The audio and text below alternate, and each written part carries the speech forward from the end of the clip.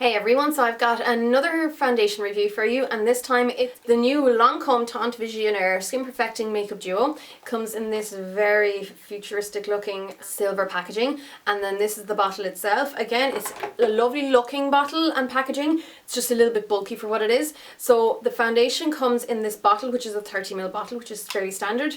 And it has a pump, and then the lid, which is quite bulky, contains the concealer up top with a mirror. A lot of the lid is just packaging, like up to here, this is all hollow.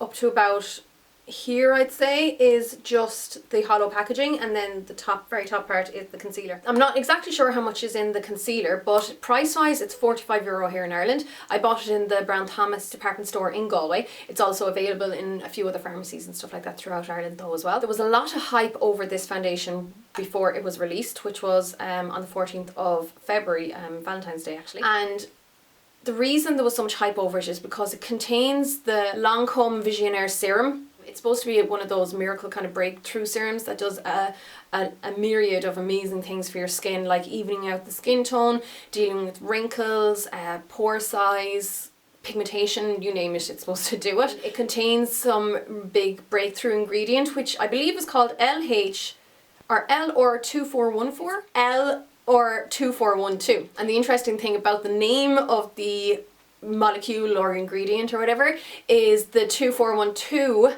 came from the amount of times the scientists had to kind of fiddle with it so that it would work and work perfectly on the skin and penetrate into the epidermis or into the lower layers of the skin so that it would really work its best on the skin and in the skin. Anyhow, I have the colour 005, which is the palest colour.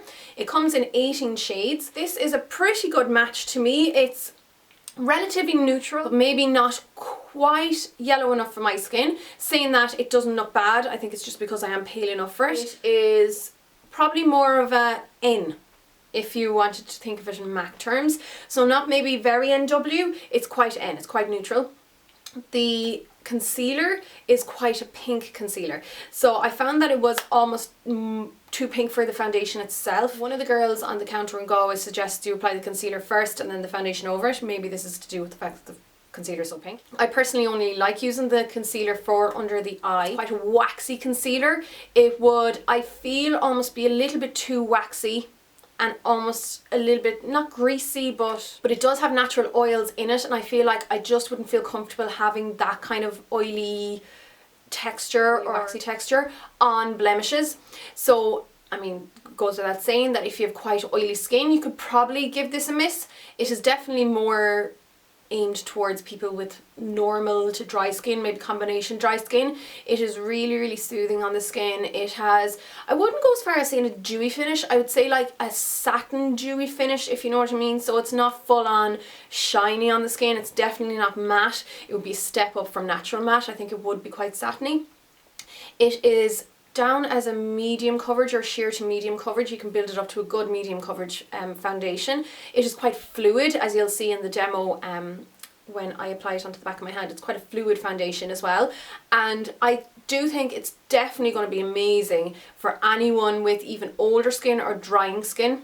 It has an SPF of 20 in it, which is enough for, like, say, dull days or anyone who already has SPF on underneath with their moisturiser or whatever. But it would also be low enough of an SPF that it should photograph pretty well, as long as you don't pile on other products with SPF on it for bridal makeup. There's a lot of like sciencey bits that I can go into, so I will go into them on my blog, which I'll link to below, but I don't want to blab on about them too much here. As far as longevity goes, I wouldn't say it's the longest wearing makeup in the whole world, and I think that's to do with the fact that anything that contains a serum will have a hard time being very long lasting, in that serums are quite rich anyhow. But I've worn it all day and it's looked pretty decent, in that it didn't totally wear away or anything like that. It's just that my skin started to look a little bit more and more natural as the evening, say, wore on. I think the main emphasis of this foundation would be that it's one of these skincare foundation hybrids, which I am a huge fan of. So you don't need to go crazy with skin prep beforehand, because I mean, if you think about it, if you have a million layers on underneath your foundation, it's going to have a harder time, or the serum that's in this guy is going to have a harder time penetrating all those other skincare layers to get down to the actual skin. So unless you have to, I wouldn't use too much other skincare products underneath. Okay, so first of all, when you pump it out, it actually gives a nice amount per pump. It doesn't apply too much. 2 pumps is plenty to start off with anyhow. Now in regards to which brushes I prefer to apply it with, so say these would be the main ones that I've pretty much tried. This one here I would say isn't great for applying it, and that this like shape and size and density of brush pretty much like absorbs too much of the product, and I was ages just trying to blend it in and work it into the skin and stuff like that, because there was just too much in the bristles. The brush itself would be quite dense and there was almost too much bristles and too much product on it. Then this one here I quite like, has a flatter, bigger surface, so it just spreads the product out better and you're not just blending it around one little area trying to work it into the skin for so long. So I really like that one. This kind of brush, the duo fibre brush, is really good as well, as long as you don't use too much product. And then I actually quite like this brush with it as well. You just have to maybe spend a little bit longer applying it, because if you apply too much too soon it'll just be streaks. I'm going to apply it with this guy here, which is the Zoeva 104 buffer. It's very similar to, for instance, the Sigma flat top kabuki kind of brush, but this is not quite as dense, and I do prefer using a brush that's not quite so dense for this kind of foundation. Apply a little bit at a time and just buff it into the skin. Similar to the MAC Mineralized foundation, the new moisture one. This is lovely and moisturising on the skin, so I happily do use it underneath the eye area. And as I've said before, there are a lot of foundations I wouldn't apply under the eye area because they are too dry and they'd have certain ingredients that I wouldn't find suitable for that area, but this is fine. This glides on the skin so smoothly and it's quite a moisturising feel to it. So in regards to how I prep my skin for this kind of foundation, obviously it depends on the foundation qualities or properties, but this one, all I did was apply a light serum, the Moisture Infusion Serum by MAC, because I didn't want anything too rich or anything that would sit on top of the skin. You could definitely use a primer, and I would suggest using a primer with it if you have quite oily skin. I find it kind of lasts pretty much okay on my skin as long as I don't over moisturise beforehand, and as long as I powder over anywhere where I do need powder. In regards to coverage, you can see there that it evens everything out really, really well. I still have some redness showing through, so that's a blemish that's on its way. We would need some extra concealer just to cover that up. So that's the first pass of foundation done. I've used up not all, but nearly all of the 2 pumps on the back of my hand. What I would do now is just go back in and lightly stipple over anywhere where I want slightly more coverage. It's not the kind of foundation where you would like be able to conceal by adding more. All you'll do is even out a little bit more. It's just a little bit too fluid as a concealer type foundation. So there's your very medium coverage foundation. It's a gorgeous finish. It is more of a satin finish. It's not too dewy. It's not matte. It's very skin-like, but it does have a little bit extra of a lift, so I would say it's quite satin. Now in regards to the concealer that comes on the lid, first of all, is a very pink toned concealer, so I personally can't use it on my face. The foundation already is a little bit more pink toned than what I would like for my own colouring. You can see there my neck. I don't know how well this shows up on camera. My neck is already quite yellow looking compared to my face now in real life. Not so much so that it would bother me, but it, to my eyes, I can notice it. And then the concealer is actually even more pink than the foundation.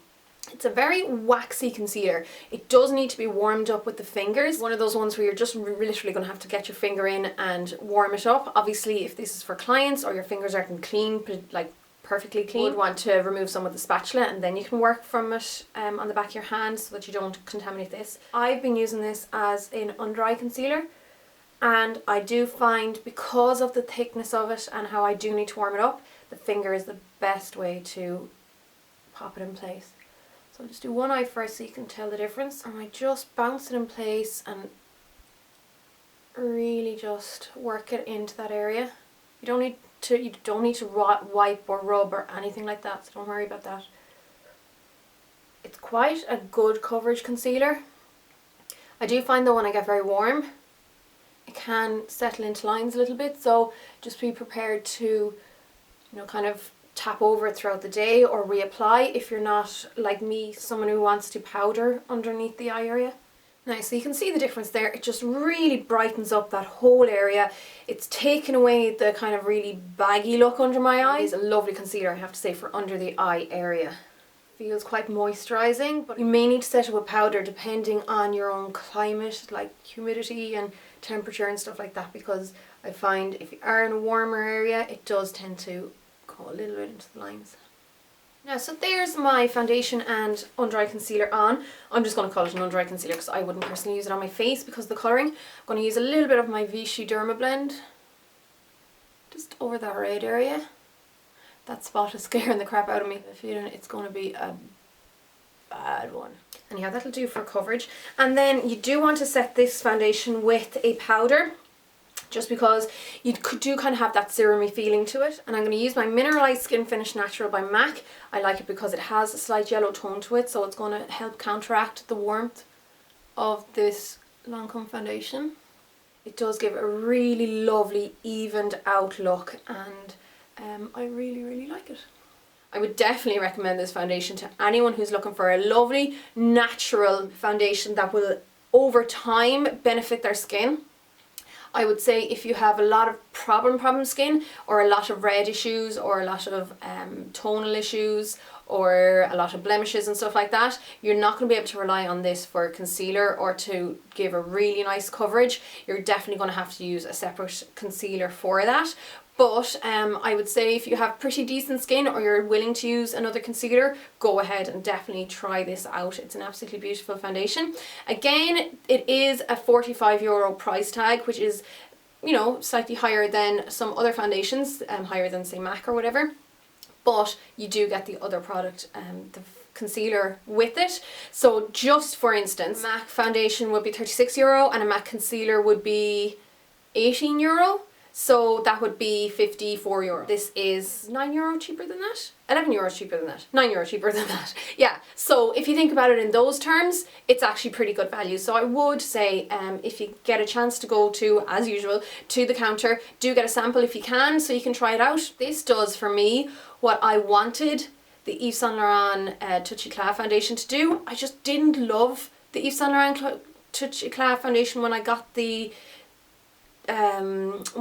sample, and I loved this when I got this. So I am glad that I did get the sample of the YSL foundation first, even though everyone else in the world was raving about it. So I would suggest, even if you've seen like 10 of these videos telling you to go out and buy the foundation, do try the foundation first in a sample, just for your own sake. Your skin is different. Your skin is totally independent of anyone else's skin, so what is amazing on my skin might not be amazing on your skin. So go to my blog for more information. This will tell you a little bit more about the serum and about kind of the science behind it and stuff like that. And yeah, in the meantime, I'll chat to you all really soon. So long, guys.